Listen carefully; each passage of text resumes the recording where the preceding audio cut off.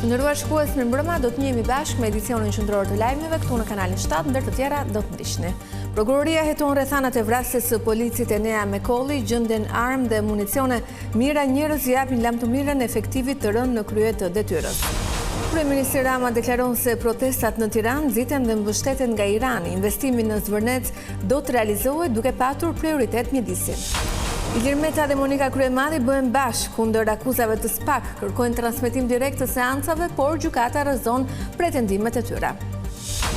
Publiku vendos sot largimin e një nga 3 konkurrentët në televotim, Ilirin, Sarën dhe Zhakun. Në mbrëmje priten surpriza vetëm 10 ditë përpara finalet së madhe. Shqipëria përgatitet për miqësorin e dytë ndaj Luksemburgut. Ekipi rival konsiderohet më i dobët se Izraeli dhe kuqëzind duan do e mos fitore.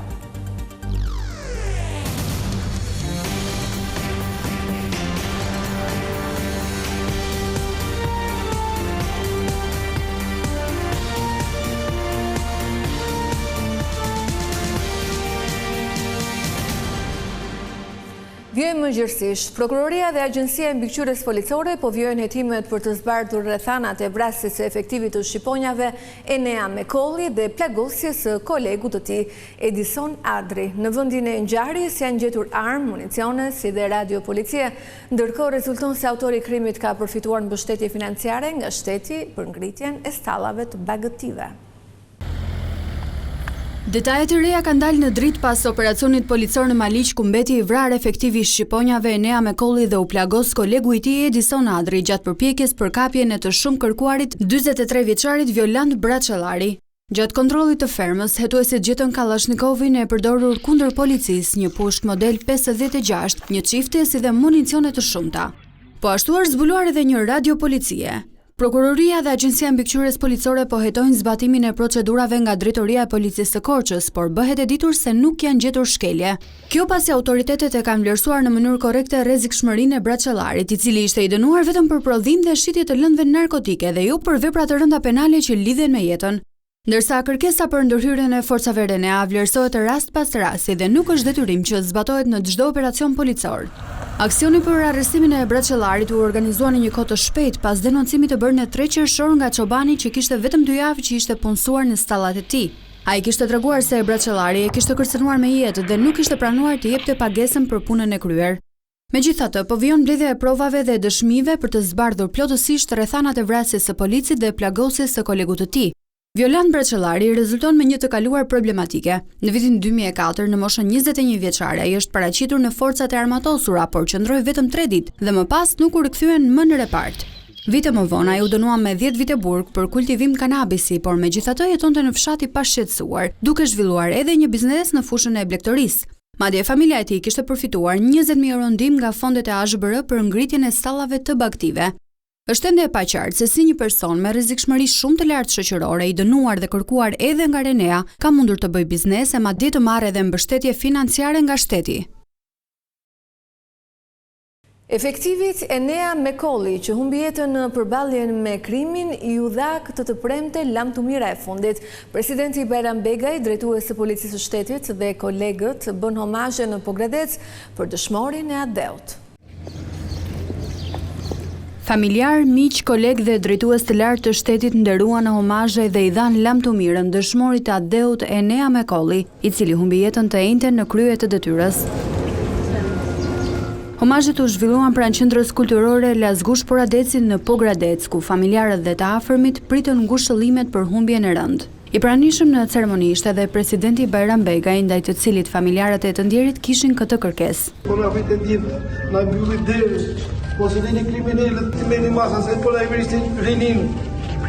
Vejurit të zot të vendin se i latë këtë vend në dorë të kriminalëve, po së ndoj kriminalët në çdo cep të Shqipërisë nuk po dominon do policia, dominon krimin. Në homazhe morën pjesë edhe Ministri i Brendshëm Besford Lamallari, drejtori i përgjithshëm i Policisë së Shtetit Skënder Hita, si dhe zëvendës kryeministre Albana Koçiu. Ngushëllime të gjithë familjarëve, ngushëllime kolegëve të tij, ngushëllime trupës së punojësve të policisë së shtetit.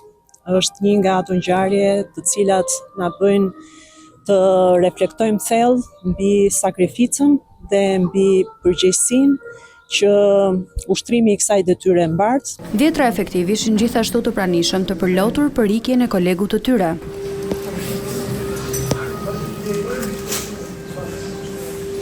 Mekolli do të pret në varrezat e vendlindjes. Protokolli parashikon që dëshmorët e Adeu të prehen në varrezat në Tiranë, por ishte dëshira e familjes që për djalin e tyre të veprohej kështu.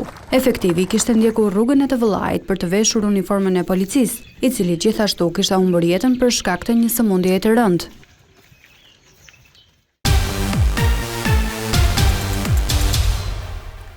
Kryeministri Edi Rama zbuloi nga Mali i Zi ndërhyrjet e huaja sipas tij në protestat e ditëve të fundit. Ai tha se ato po mbështeten nga regjimi iranian nëpërmjet përhapjes së informacioneve të rreme, ndërkohë shefi i qeverisë u shpreh se për Zvërnecin nuk ka projekt të miratuar, por siguroi se arkitektët do të kenë prioritet mjedisin.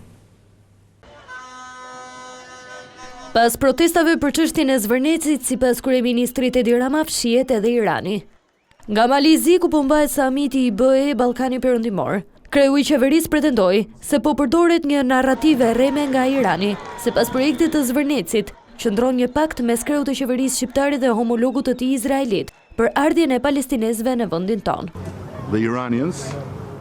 Regjimi iranian i përfshirë prej kohësh në sulme kibernetike kundër vendit tonë është pjesë e përpjekjeve për të përhapur narrativa se projekti synon sjelljen e palestinezëve nga Gaza në Shqipëri. Kjo narrativ ka marrë shumë vëmendje, janë shpërndar video të rreme me qindra mijëra shikime ku pretendohet se shqiptarët brohorasin Izrael go home. Këto janë të gjitha të rreme, nuk ka asgjë të tillë në Shqipërinë reale. Duke ju referuar protestave, Rama shpjegoi se nuk mund të bëhet dialog për një projekt që ende nuk ekziston, ndërsa shpjegoi se arkitektët do të kenë prioritet mjedisin. Sa i përket protestave për resortin, nuk ka kërkesa për të diskutuar sepse ende nuk ekziston një projekt i miratuar. Fillimisht duhet të kemi projektin, pastaj të shohim dhe më pas ta diskutojmë.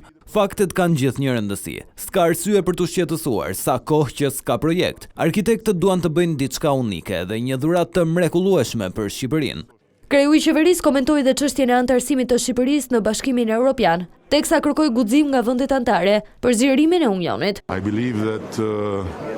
Besoj se Europa, së pari për veten, duhet të jetë më e guximshme, të mbajë procesin e bazuar në merit, të shkojë drejt integrimit gradual, por të gjejë guxim. Nëse BE do që t'i dërgojë një mesazh të fortë botës dhe të energjizojë veten, duhet të thotë, siç jemi sot bashkë rreth tavolinës, do të jemi, por secili me statusin e vet, derisa të bëhemi antar me të drejta të plota.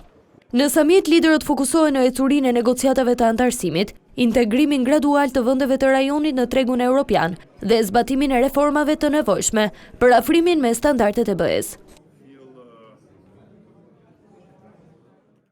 Opozita është pro të drejtës së çdo qytetari për të protestuar. Deklarata është bërë këtë të premte nga Sali Berisha, i cili tha se nuk ka asnjë thirrje për demokratët që të mbështesin protestat që po bëhen në bulevard. Kryetari i Partisë Demokratike Sali Berisha komentoi revoltën e qytetarëve para kryeministrisë, duke theksuar se respekton protestën e tyre. Gjatë një komunikimi me gazetarët, Berisha vuri ndukjet se Partia Demokratike ka agjendën e saj të protestave, por respekton çdo protestë të shoqërisë civile. Ne mbështesim plotësisht të drejtën e çdo qytetari për protestë, në mënyrë të palëkundur. Ajo është një protestë, nuk është e thirrur nga Partia Demokratike. Dhe nuk ka asnjë thirrje që të mbështetet nga Partia Demokratike. Në këtë kontekst, ne respektojmë plotësisht protestën. Në konferencën për shtyp, Berisha fokusua tek vrasja e policit e Nea Mekolli në krye të detyrës. Berisha i përcolli ngushëllimet e tij familjes duke kërkuar një hetim të plotë për të gjithë operacionin ku mbeti i vrarë efektivi i shqiponjave. Ai ishte njësia e tij, ajo që duhet dërgohej për arrestimin apo neutralizimin e një banditi të armatosur. Ai ishte njësia e Mekollit, e pajisur me të gjitha mjetet për mbrojtje nga armët të zjarrit. Janë të gjitha këto pyetje të cilat Komisioni i Sigurisë në Parlament duhet t'i shqyrtojë, mbasi të tjerët janë në duart e krimit. Sipas Berishës, kjo ngjarje përforcon alarmin se jeta e shqiptarëve është e rrezikuar për shkak të lidhjeve të qeverisë sipas tij me krimin. Unë mendoj se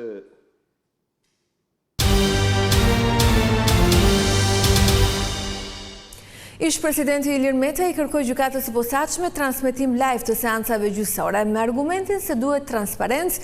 E njëjta kërkesë u bë edhe nga ish bashkëshortja e tij Monika Kryemadi, por Toga Tezeza hodhën poshtë pretendimet e tyre. Ilir Meta dhe Monika Kryemadi u bën sërish bashkë kundër SPAK në betejën ligjore në gjykatën e posaçme. Ish bashkëshortët nën akuzë për korrupsion, pastrim parash dhe fshehje pasurie i kërkuan gjykatës së posaçme transmetim mediatik të seancës gjyqësore, ndërsa ish presidenti përmes avokatit të tij, Kujtim Cakranit, i kërkoi edhe nxjerrjen nga kafazi i Qelqt. Dua t'ju kërkoj ta shikoni edhe një herë çështjen e transmetimit, ashtu sikurse ne kemi argumentet tona sa i takon konventës europiane të kësaj çështjeje. Por ne jemi referuar shteteve ku media është e pavarur. Raporti OSBE-s tregon se media është 90% e varur dhe e kontrolluar nga qeveria. Nuk shoh asnjë arsye pse ky proces të mos jepet live. Ju vërtet thoni që merrni raportimin nga gazetarët e nderuar këtu, por përderisa media është e kontrolluar, edhe si president, edhe si kryeministër ua kërkoj. Për sa i përket çështjes së kafazit nuk më intereson shumë, është në dorën tuaj. Por në ndryshim nga avokati, unë nuk e kërkoj për veten time, për shkak të funksioneve që kam mbajtur. Transmetimin e kërkoj për shkak të funksioneve që kam ushtruar, të dytën jo. Monika Kryemadi e kërkoi pasqyrimin direkt në media pasi është e vetmja mënyrë sipas saj për transparencë. Duke qenë se jam vetë fajtore e këtij procesi gjyqësor, unë e di çfarë kam shkaktuar. Dua që të garantohet transmetimi. Për ne është më i rëndësishëm gjykimi mediatik, publik. Ne nuk jemi njerëz të zakonshëm. Ne kemi qenë prezent kur u fsheh ngjarja e zvarritjes në Zvërnec, më pas u bë publike. Tani imagjinoni sot kur u mor zvarr presidenti i Republikës nga 5 polic, 2 prej tyre të cilët sot janë arrestuar, se si ngjarja u tentua të mos bëhej publike. Trupa e posaçme drejtësisë rrëzoi kërkesën për nxjerrje nga kafazi i Qelqt si të pabazuar. Janë krijuar ambiente që e bëjnë të pandehurin të qëndrojë në sallë pa i cënuar dinjiteti dhe garantojnë kushte normale për vijimin e seancës. Struktura i lejon të pandehurit që të marrë pjesë në seancë e të komunikojë me gjykatën, tha gjyqësari Erion Bani. Tani më, Ilir Metës dhe Monika Kryemadit do të duhet të mbrohen kundër akuzave që rëndojnë mbi ta në proces të zakonshëm gjyqësor, ndërsa të bashkëpandehurit e tjerë, Eoma Fatime Kryemadi, Ema Çoku, bashkëpunëtorja e saj, dhe Piro Xhixho, do të përballen me drejtësinë me procedurë të shkurtuar. SPAK këtë të premte relatoi kërkesën për gjykim, e sipas ligjit, më pas fjalën do ta ketë mbrojtja, e cila në 18 qershor do të paraqesë kundërshtitë e saj. Dhjetra banorë të një pallati në zonën e Currelave në Durrës janë evakuar gjatë natës. Shkaku është bërë rrëshqitja e dherave nga kodra, e cila ka rrezikuar edhe shëmbjen e objektit. Një situatë alarmante është krijuar në zonën e kodrës së Currelave në Durrës, ku një rrëshqitje masive dherash ka vënë në rrezik serioz 2 pallate banimi. Ngjarja ka ndodhur gjatë natës, ndërsa banorët janë evakuar rreth orës 4 të mëngjesit për shkak të rrezikut të shembjes dhe përkeqësimit të situatës. Rrëshqitja ka shkaktuar dëme të shumta materiale në zonë, ndërsa banorët shprehen të tronditur nga ajo që ka ndodhur. Urgjencë që ka rënë kodra. Qohemi alarmuar, vi shof, te që shifni ju tash. U çu njerëzit, policia filloi të nxjerr edhe ka pallati, edhe këtu mos kishin një imena, i ndrohen gjithë për jashtë. Siç e shifni, kisha ra kodra, si snodhi, ka shniu vetëm zhurma kur një zhurmë e tmerrshme. Banorët kanë hyrë asnjëri në për shtëpitë e tyre. Çfarë do bëhet? Tash shteti e ka dorë këtë punë. Gjithë puna ka shteti në dorë, emergjenca civile dhe mund ato të ndërhyjnë. Janë këto emergjenca civile? Kanë ardhur që në mes, po verifikojnë situatën. Ne po të ndalë pa ardhë, po erdhi policia faktikisht. Po, ne jam ke makina, se ku do shkojshe në aty, ne jam në katë tretë. Jo, nuk jemi kthyer akoma. Është gati këtu njërë, kjo pjesa që shikoni këtu, gati për mirë. Ka i kur muri betonin kështu. Pra është rrezikshme akoma situata. Jashtëmarrëse. Në vendngjarje kanë bërritur me njerë forcat e policisë, specialistë e emergjencave civile dhe punonjës të ndërmarrjes së shërbimeve komunale, të cilët po monitorojnë zhvillimin e situatës dhe po marrin masat e nevojshme. Banorët kërkojnë ndërhyrje urgjente nga institucionet përgjegjëse, duke theksuar se nevojitet një zgjidhje e studiuar dhe afatgjatë për stabilizimin e kodrës dhe shmangjen e rrezikeve të ngjashme në të ardhmen. Ndërkohë, ekspertët pritet të kryejnë vlerësime teknike dhe gjeologjike për të përcaktuar shkallën e rrezikut dhe masat që duhet të merren për sigurimin e zonës. Një aksident i rënd ka ndodhur mëngjesin e kësaj të premte në aksin Kardish Delvin në vendin e quajtur Fushvëri, ku ka mbetur i plagosur 20 vjeçari Orest Mahmutaj, ndërsa 3 të tjerë janë plagosur. Sipas informacioneve paraprake, në aksident janë përfshirë 2 automjete. Si pasojë e përplasjes së fortë, mjeti që drejtohej nga 20 vjeçari ka dalë nga rruga dhe është përmbysur, ndërsa automjeti tjetër ka pësuar dëmtime të shumta. I riu nuk ka mundur të mbjetoj plagëve të marra dhe ka ndëruar jetë në vendngjarje.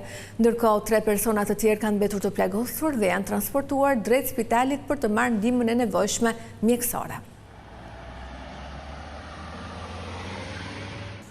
Ministri i Financave Petrit Malaj ka njoftuar se deri më tani shuma për të kompensuar për fermerët është 6.5 milion euro, përsa i takon fushatës së rivlerësimit, ai tha se interesi i qytetarëve është i lartë në të gjitha bashkitë. Qershori është muaj kur do të zbatohet rimbursimi me 10% për fermerët për çdo faturë shitjeje.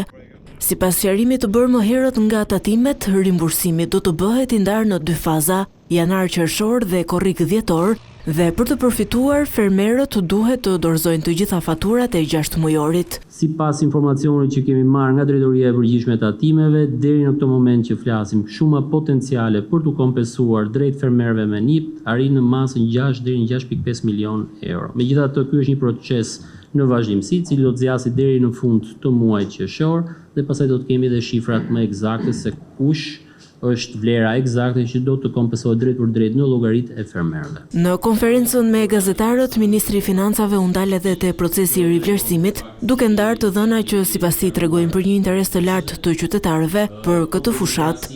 Sa i takon rishikimit të referencave për pasuritë e paluajtshme në 60 bashkitë e vendit, Malaj tha se puna është ende në proces. Në vetëm 2 muaj që nga momenti që ka filluar ky proces, të ardhurat e realizuara në buxhetin e shtetit kapin shifrën e 3.9 miliard lekëve, apo rreth 40 milion euro, çka në fakt dëshmon një interes të lartë të qytetarëve për këtë proces. Brenda verës, qeveria do të ketë gati edhe draftin për sigurimin e detyrueshëm të banesave nga tërmetet dhe përmbytjet. Projektligji tashmë është ndarë me gjitha ministritë dhe ne jemi duke bashkërenduar me ministritë në lidhje me ndryshimet më të fundit që do t'i bëjmë këtij ligji. Shpresojmë që brenda 6 mujorit të parë të këtij viti, pra deri në fund të muajit qershor, maksimumi deri në korrik, kemi mundësi ta përcjellim në qeveri për miratim ligjin për sigurimin e detyrueshëm. Pas zhurmës së krijuar gjatë ditëve të fundit për detyrimin e një grupi biznesesh për të instaluar POS, për të ofruar edhe mundësinë e pagesave me kartë, ministri sqaroi se nuk do të ketë shtyrje të afatit apo periudha tranzitore për subjektet, por u shpreh i hapur për të diskutuar për shqetësimet e tyre.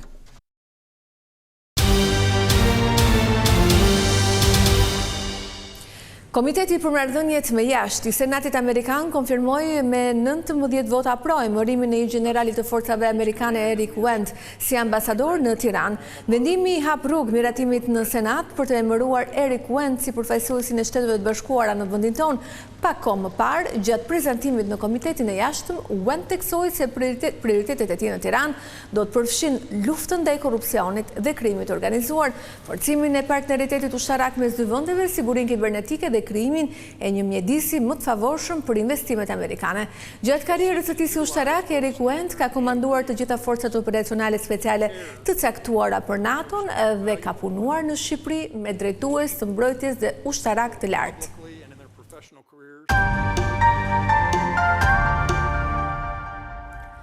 Publiku vendosot largimin e një nga 3 konkurrentët në televotim, Ilirin Sarën ose Zhakun, por mbrëmja e radhës e Ferma VIP do të sjellë edhe surprizat të tjera që do të ndikojnë në lojën e fermerëve. Vetëm 10 ditë në ndaj nga finalja e madhe e Ferma VIP 3 dhe gara po hyn në fazën më të nxehtë të saj. Pas një javë të mbushur me debate, akuza dhe tensione, nata e 21 Prime pritet të sjellë zhvillime vendimtare për rrugën e fermerëve drejt çmimit të madh. Në ferm duket se askush nuk është më i gatshëm të bëjë kompromis, ndërsa rivalitetet janë bërë më të dukshme se kurrë. Aleancat po testohen dhe raportet mes fermerëve po kalojnë në një provë të fortë, pikërisht në momentin kur çdo veprim mund të ndikojë në rrugën drejt finales. Një nga temat që pritet të marrë vëmendje gjatë spektaklit është raporti mes Sonit dhe Sarës. Pas afrimitetit që kanë treguar gjatë rrugëtimit në fermë, së fundi mes tyre janë vënë re krisje dhe qëndrime të ndryshme, duke ngritur pikpyetje nëse miqësia e tyre po kalon një moment të vështirë apo jo. Po mos pini vajnati njëri tjetrit. Por surprizat nuk do të mungojnë. Produksioni ka paralajmëruar një surprizë të madhe, e cila pritet të ndryshojë atmosferën në fermë dhe të sjellë emocione të forta. Momenti më i rëndësishëm i mbrëmjes mbetet televotimi.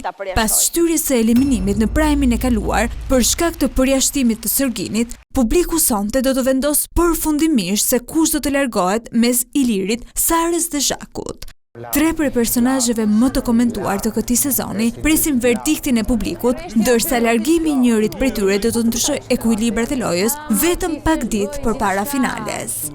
Me emocione që shtohen nga dita në ditë dhe me garën që po shkon drejt fundit, nata e 21 prime premton përballje, surpriza dhe një eliminim që mund të ndikojë drejt për drejt në rrugëtimin drejt kurorëzimit të fituesit të Ferma VIP 3. Pogradeci ishte ndalesa e fundit e vajzave të Miss Shqipëria përpara finales së madhe. Ato kanë parë nga afër 2 prej destinacioneve kryesore turistike të zonës, Drilonin dhe fshatin Lin. Rrugëtimi i vajzave të Miss Shqipëria në juglindje të vendit vijoi mes peisazheve magjepsëse të Pogradecit dhe zonave përreth, ndërsa përgatitjet për finalen e madhe hynë në fazën vendimtare. Ndalesa e parë ishte Driloni, një prej perlave turistike të zonës, ku konkurrentët realizuan foto dhe materiale promocionale, ndërsa shijuan nga afër natyrën e veçantë që e bën këtë destinacion kaq të dashur për vizitorët. Më pas, vajzat vizituan Tushemishtin, një prej fshatrave më të njohura buz liçenit të Ohrit. Mes panoramës së mrekullueshme liçenore, ato shijuan edhe momente relaksi duke përfituar nga mikpritja dhe atmosfera e qetë e Drilonit. Pas vizitave konkurrentët u rikthyen në hotelin ku u akomoduan për të rikthyer më pas drejt përgatitjeve për spektaklin final. Këtë vit jemi në Miss Shqipëria 2026, ju mi prisim gozat për çdo vit dhe këtë vit do bëjmë hapjen e sezonit turistik të 2026. Ndërkohë, dita e dytë e qëndrimit të tyre nisi me një vizitë në bashkinë e Pogradecit, ku u pritën në një atmosferë miqësore dhe u njohën më nga afër me qytetin që po mirëpret finalen e këtij edicioni. Udhëtimi vijoi drejt Linit, një prej destinacioneve më të veçanta turistike të rajonit. Konkurrentët vizituan mozaikët paleokristian dhe kishën e Shënkollit, duke zbuluar vlerat kulturore dhe shpirtërore që mbart kjo treve lashtë. Ndërsa emocionet rriten nga dita në ditë dhe përgatitjet në amfiteatrin e Pogradecit vijojnë me ritme intensive, skena po merr formë gradualisht, ndërsa konkurrentët po punojnë me përkushtim për të dhuruar një spektakël dinjitoz dhe plot surpriza në natën e madhe finale që do të mbahet nesër dhe do të transmetohet live në ekranin e Vision Plus.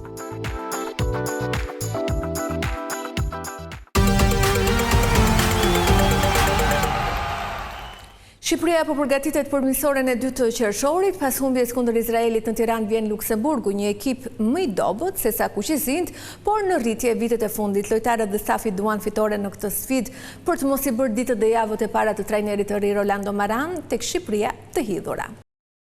Humbja në miqësorën e parë kundër Izraelit është arkivuar tashmë dhe Shqipëria po kryen përgatitjet e fundit për testin e dytë të këtij muaji. Të shtunën mysafirën e Tiranës është Luksemburgu, kombëtare e cila dikur konsiderohej shumë modeste, por vitet e fundit e ka rritur performancën dhe kërkon impenjimin e vet si rival. Së fundmi ata u mundën 1-0 nga Italia e të rinjve. Por kuqezi dhe sidomos për trajnerin e Rolando Maran, kjo ndeshje merr më shumë rëndësi, nisur nga humbja në duelin e parë në mesjavë 1-0 kundër Izraelit. Nevojitet një reflektim në lojë dhe sidomos në rezultat, në mënyrë që debutimi i teknikut italian tek Shqipëria të mos bëhet edhe më i hidhur se sa është aktualisht. Megjithëse për lojtarët e kombëtares son, këto dy miqësorë vlen më shumë për ndeshjet e shtatorit dhe objektivin për të kualifikuar në kampionatin evropian. Atmosfera është fantastike, edhe kjo energji pozitive gjithmonë na ka çuar përpara edhe mendoj që ndeshjen tjetër do ta marrim dhe të shkojmë për ta fitojmë. Po përgatitemi maksimalisht sepse duam që ta fitojmë ndeshjen edhe të shkojmë në pushime pastaj me kokën më të qetë dhe më mbar. Këto dy ndeshje na shërbejnë shumë sepse ne duhet ta ta praktikojmë lojën që e kërkon trajneri për me ardhë në shtator për ndeshjet e radhës që me qenë mi pas idetë e qartë. Ndryshe nga perceptimi që jep rezultati, mbrojtësi Mario Mitaj për mikrofonat e federatës e cilësoi miqësorën ndaj Izraelit një test pozitiv. Thënë drejtën për mua ishte një test pozitiv. Bërëm një ndeshje të mirë, me shumë gjëra pozitive. Normalisht do të kemi edhe to gjëra negative që duhet t'i përmirësojmë. Po besoj që thjesht duhet sistemoj disa gjëra me trajnerin dhe në të ardhmen do të kemi rezultate më pozitive. Në aspektin e cilësisë nuk janë në të njëjtin nivel si Izraeli, por besoj se do të jetë një test i mirë. Sfida kundër Luksemburgut do të zhvillohet të shtunën në orën 20 në stadiumin kombëtar në Tiranë. Tu kemi përfunduar, më falenderoj për vëmendjen, bashkë natën e mirë.